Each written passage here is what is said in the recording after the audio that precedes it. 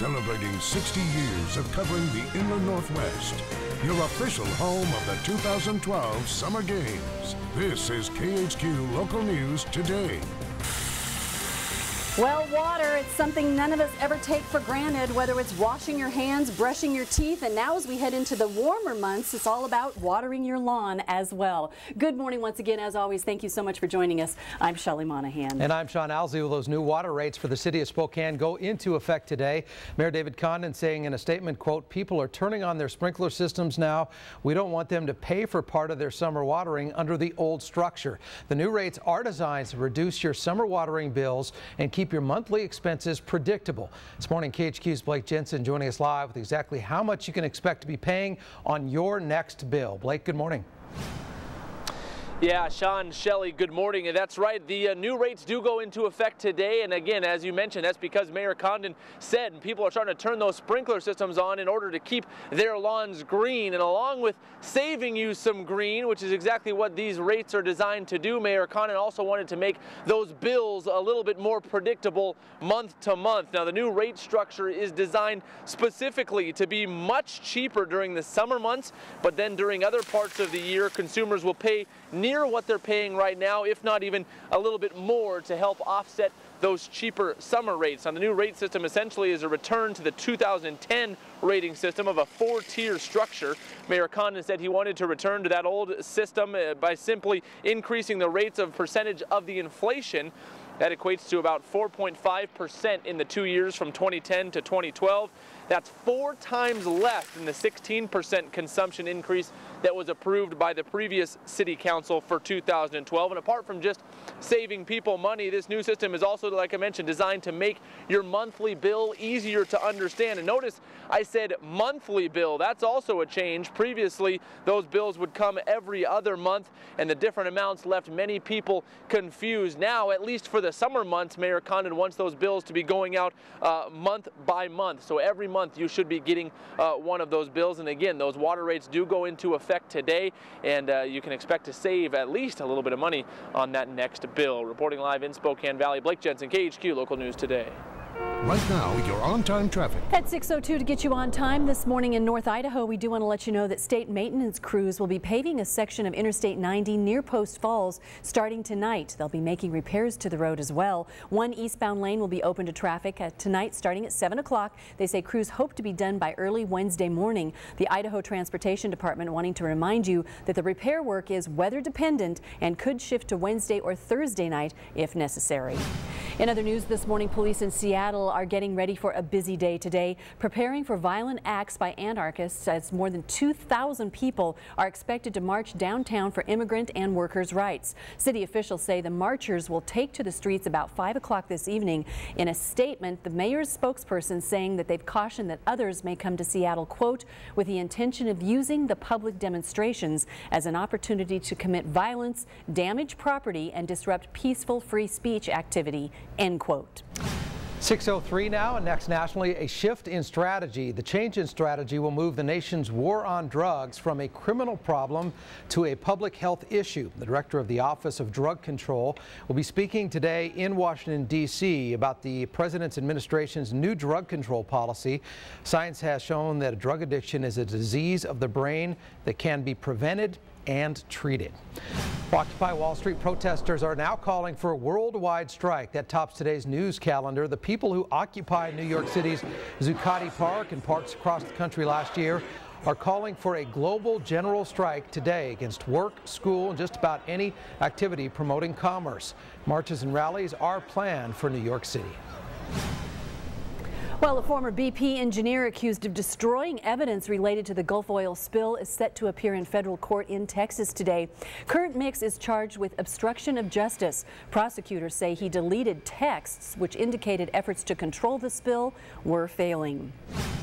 Out of the northwest, there soon could be a decrease in the wind farms that you see across the Pacific Northwest. The Bonneville Power Administration has ordered Pacific Northwest wind farms to cut production twice now in recent days because it has a surplus of power from hydroelectric dams. The agency cut the hours earlier this week while the demand is low. Last spring, the BPA curtailed wind turbines because the water from a large mountain snowpack left the region with more hydropower than the electrical grid could actually handle. The Delta Airlines making an unprecedented purchase in hopes of slashing its largest single expense, jet fuel.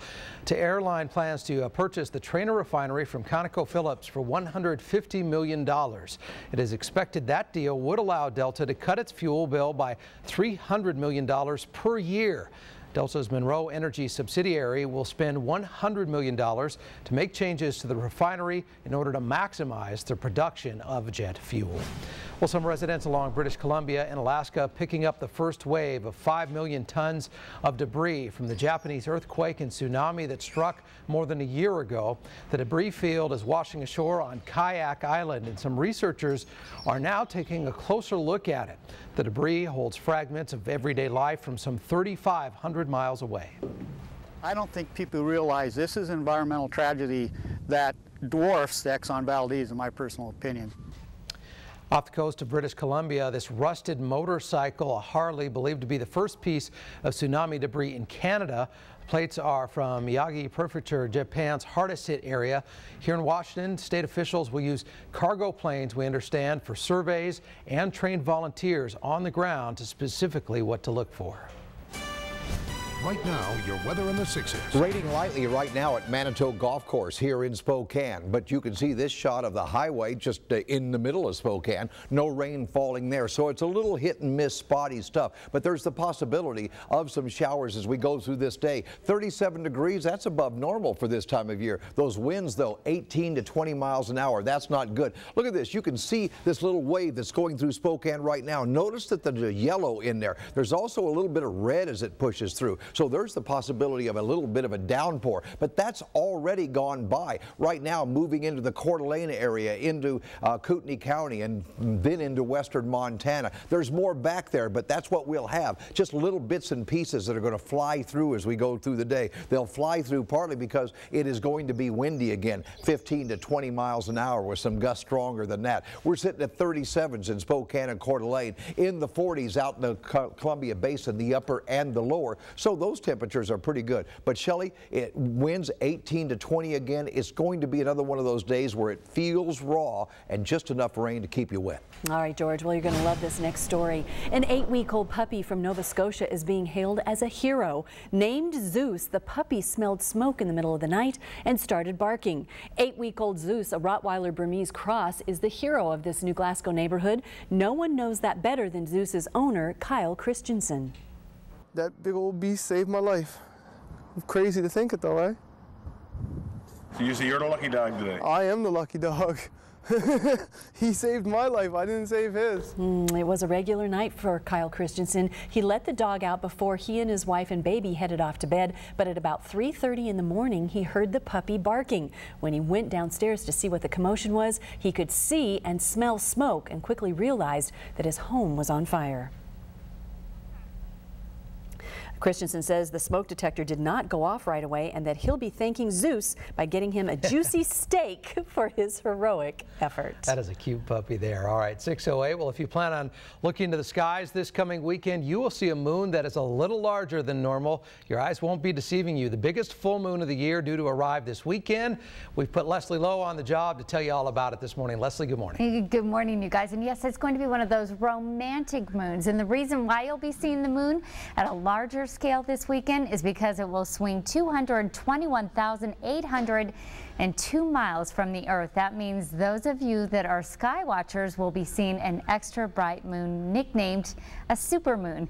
Here's a look at the size difference between a supermoon and your typical full moon. On the right is a supermoon that we saw last year on March 19th compared to the moon on the left, an average full moon from December 20th, 2010. The moon will be especially big this weekend because it's a full moon and it's closest to the Earth.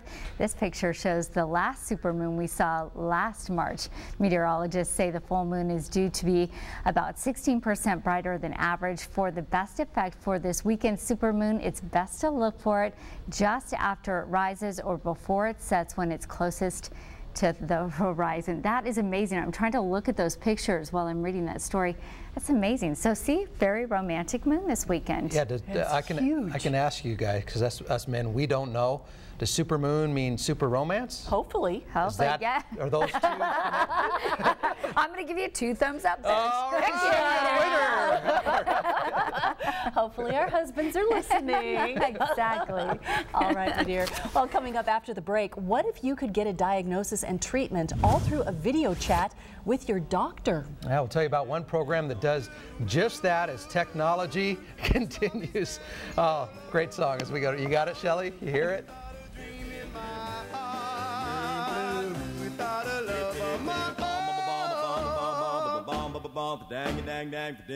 Blue moon, you knew just what I was there for.